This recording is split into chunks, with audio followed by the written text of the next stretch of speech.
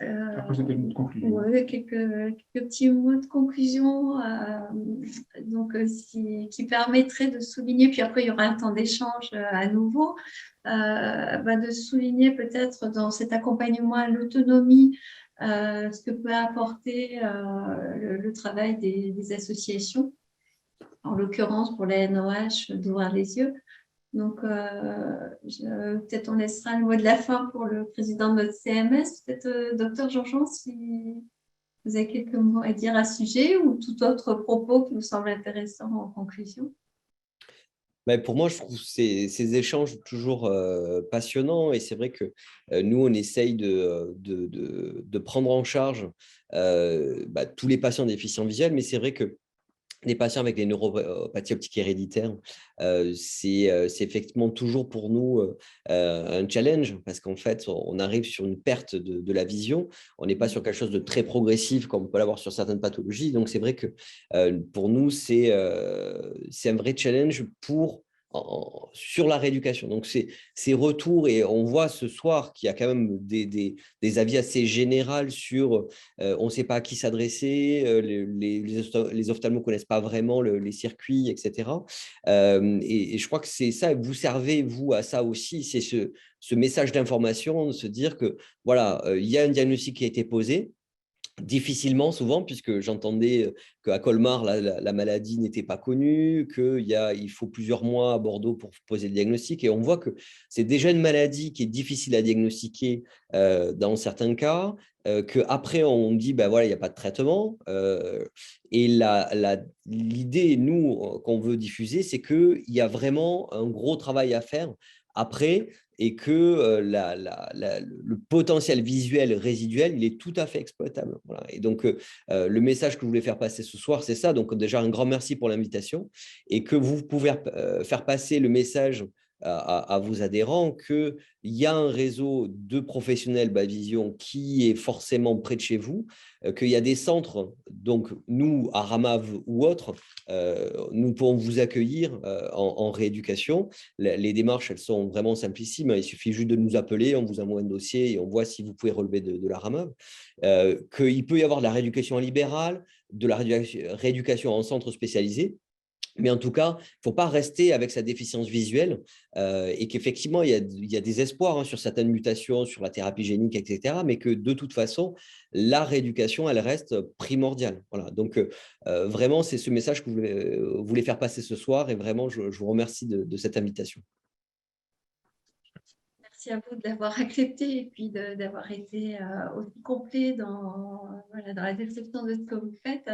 Je passe la parole à Jacques et puis sur ce côté associatif, Jacques, que tu connais bien, hein, parce qu'on a la chance de Oui, je pense pouvoir t'avoir à nos côtés. je pense qu'il faut que les… C'est difficile, mais il faut prendre contact avec des associations, que ce soit des associations générales. On a l'UNADEV, on a l'association Valentin Huy. Après, il y a des associations, ça, ce sont des associations générales sur la malvoyance. On peut avoir la Fédération des aveugles de France. Alors, c'est vrai, quand on a des baisses de vision, on ne va pas aller vers une association où il y a marqué aveugle dans le titre, parce qu'on a peur, parce qu'on n'a pas envie, parce qu'on n'assume pas. Et il faut désacraliser les mots. Les mots, ils ne blessent pas. Les mots, ils désignent, ils servent à expliquer. Et on peut très bien dire, je suis aveugle, mais j'ai des possibilités visuelles, mais dans certaines conditions, je peux faire quelque chose. Moi, j'étais prof d'éducation physique dans un établissement spécialisé il y a une éternité. Et on courait autour d'un stade et j'avais des gamins, quand il y avait du soleil, ils ne pouvaient pas courir parce qu'ils ne voyaient rien du tout. Ils étaient complètement aveugles. Et le jour où c'était gris, le ciel bien gris, bien noir, en ce moment-là, il ne pleut pas, mais le ciel est gris. Et ben là, ils étaient super à l'aise parce qu'on courait à l'extérieur des barrières blanches du stade et ils avaient un repère sur ces barrières blanches et ils pouvaient courir d'une manière parfaitement autonome.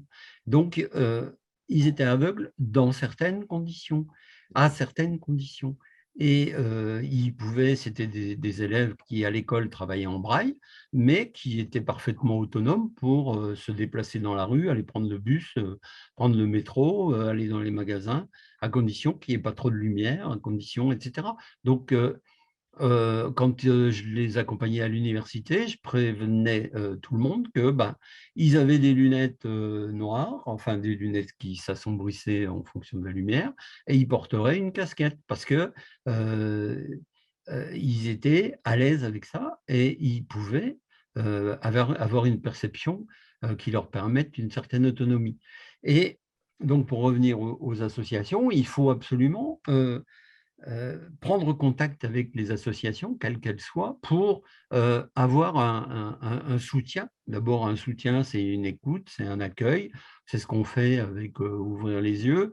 On a des gens qui nous appellent un peu toute la France en me disant j'ai tel souci, tel problème, qu'est-ce que vous me conseillez? Et on ne conseille pas forcément parce qu'on ne sait pas tout, mais c'est vrai qu'on oriente. Moi, j'oriente beaucoup de gens du Sud vers la RAMAV ou vers la RADV ou vers d'autres structures sur Perlongue à Toulouse ou sur Marseille ou Saint-Gaudens.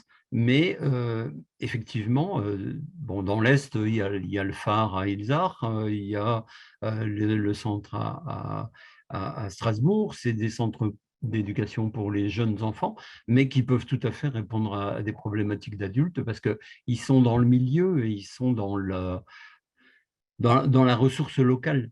Et à partir des, on parlait de réseaux, je parlais de réseaux tout à l'heure, et il y a des réseaux, et ces réseaux, ils se mettent en place de plus en plus. C'est un souhait de l'ARS, si j'ai bien compris, c'est quand même qu'il y ait des réseaux qui se mettent en place pour pas qu'on répète à l'envi, enfin c'est un souci d'économie, mais c'est un souci peut-être aussi de rentabilisation de la ressource, c'est-à-dire que dire, prenez des contacts avec la RAMAV, même si vous êtes à Lyon, peut-être qu'ils pourront faire quelque chose pour vous, c'est ce que disait le docteur Jean-Jean tout à l'heure, vous pouvez aller chez eux même en habitant à Lyon, mais peut-être que sur place, il y a un orthoptiste, un ophtalmo qui est spécialisé dans la neuropathie ou dans d'autres pathologies spécifiques et qui pourra vous conseiller et vous faire rencontrer les autres gens qui sont aussi, parce qu'on parle beaucoup de pères aidants, on parle beaucoup de gens comme ça, et il y a des formations qui se mettent en place pour les pères aidants, et puis pour les pères, c'est pas papa, c'est PAIR. Donc, les gens qui sont dans la même situation, avec la même pathologie depuis un peu plus longtemps et qui ont développé des solutions et qui peuvent apporter une aide, un soutien. Voilà, je vais m'arrêter là. On essaie de mettre en place justement à ouvrir les yeux, effectivement. Merci Jacques pour voilà, ton complément d'information et merci aussi pour votre temps à tous et je vais donner la parole au docteur Orso qui nous donne du temps aussi en étant également membre de notre comité médico-scientifique. Et donc, je crois que cet atelier a été extrêmement important et il faut remercier Ouvrir les yeux de l'avoir organisé parce que ça montre l'importance de cette rééducation basse vision, ses différents aspects, souvent mal connus. Et il faut aussi remercier l'association d'œuvrer pour que ces rééducations soient mieux prises en charge. On l'a beaucoup évoqué pour le PNDS parce que il y avait toute cette partie de rééducation, mais aussi de côté psychologique et autres. On l'a évoqué pour les centres, le côté psychologique est très important, mais dès qu'on sort du centre, on peut faire de la rééducation basse vision avec des orthoptistes, avoir des opticiens qui connaissent. Le côté psychologique est beaucoup plus difficile à prendre en charge. Il n'y en a pas assez.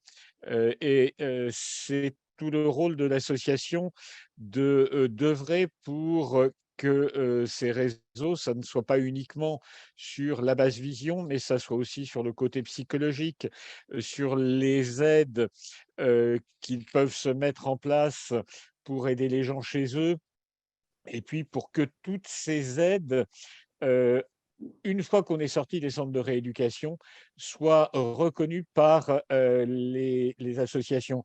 Je lisais un mot, comment contraindre l'éducation nationale à s'adapter au handicap.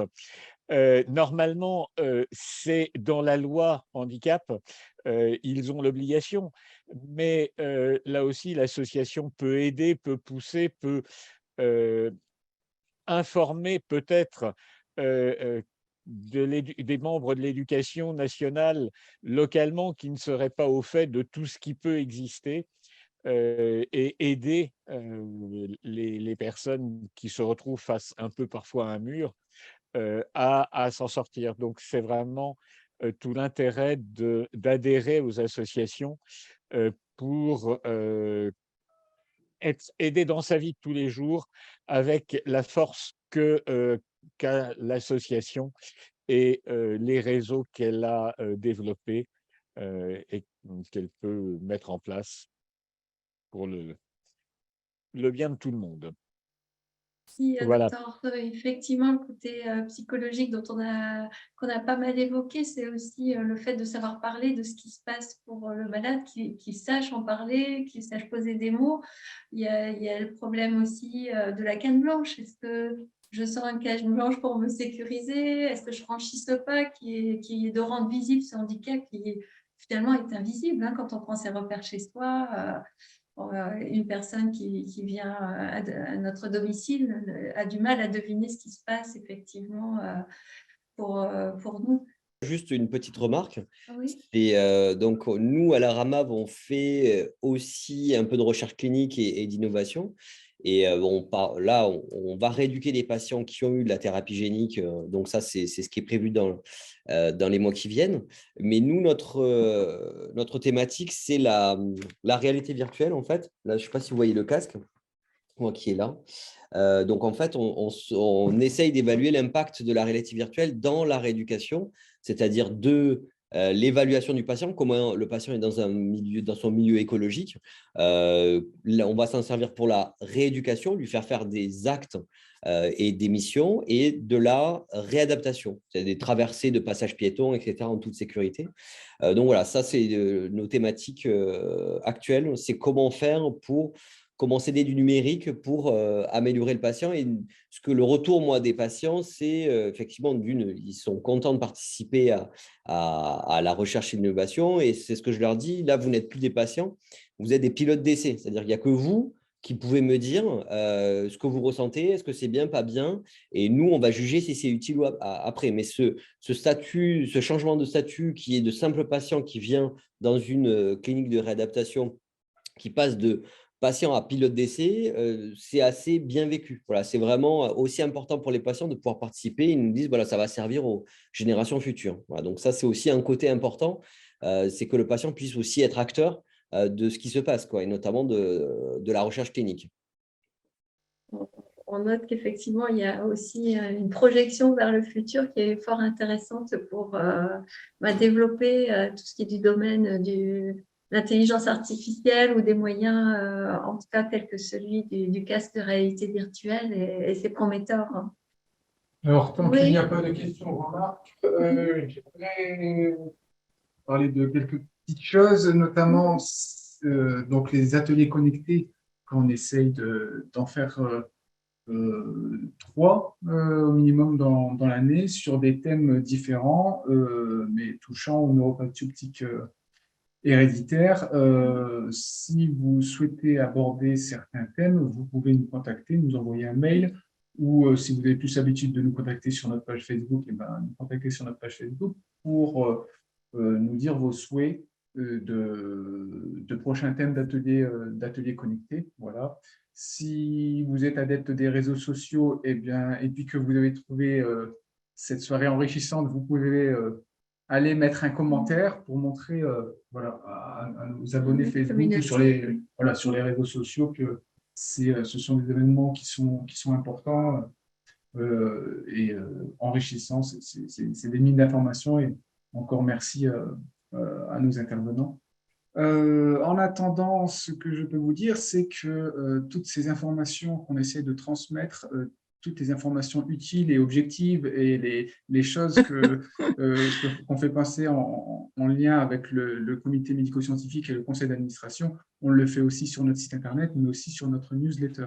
Voilà, donc je sais que certains parmi vous ne sont pas ou plus abonnés à la newsletter.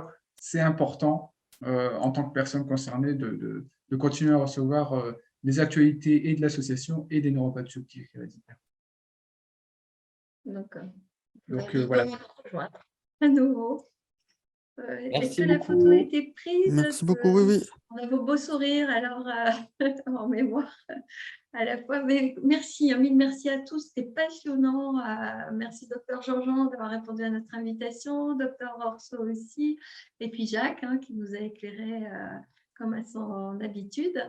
Mais je vous souhaite une très belle soirée et puis je vous dis à bientôt pour un Merci pour prochain l'invitation. épisode. Merci, Merci à tous. Merci. Très bonne soirée. Bonjour à tous. Plaisir, Au revoir.